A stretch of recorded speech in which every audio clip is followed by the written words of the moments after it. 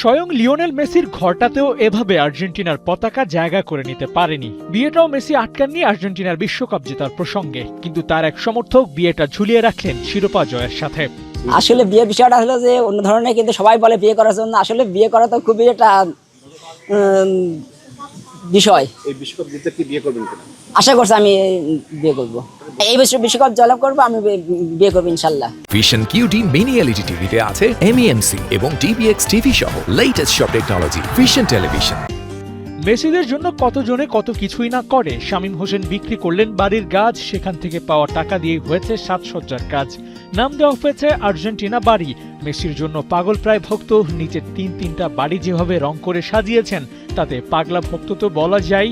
একই সাথে দলটার প্রতি তার নিবেদনটাও প্রশংসনীয়।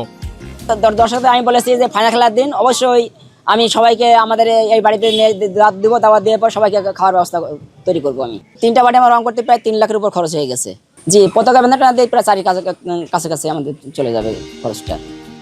বাড়ি তো রং করেছেনই, রাস্তায় টাঙিয়েছেন আর্জেন্টিনার পতাকা ফেস্টুনও। দূর থেকে দেখেও যেন আন্দাজ করে নেওয়া যায় বিশ্বকাপের আমেজটা বেশ ভালোভাবেই ছড়িয়েছে। একই সাথে আর্জেন্টিনা বাড়ি নাম দেওয়া শামীমের পরিচয়টাও যেন বহন করে এই 3টি বাড়ি। ভুলেও ভাববেন না, মেসিদের সাম্প্রতিক সময়ের এত সাফল্যের জন্যই আলভেস সেলিস্তাদের সমর্থন করেন তিনি। ছোটবেলা থেকেই এই দলটার খেলায় বুঁদ হয়েছেন তিনি। গেল বিশ্বকাপের সময়ও বাড়ি রং করেছেন। দলের শিরোপা জয়টাও দেখেছেন ভালোভাবে। তবে শামীমের এই ক্রেজিনেসটা বেশ ভালোভাবেই নিচ্ছে এলাকাবাসী। সেই ভালোবাসার কারণে আমি গতবার আমি একটা বাড়ি রং করছিলাম, বাড়ির ভিতরে এবং বাইরে সব জায়গায় আমি রং করেছিলাম। তাই সেই অনুসারে এবারে পরপর আমি আরও আমার 2টা বাড়ি আমি এবার আর্জেন্টিনার আদলে আমি রং করছি।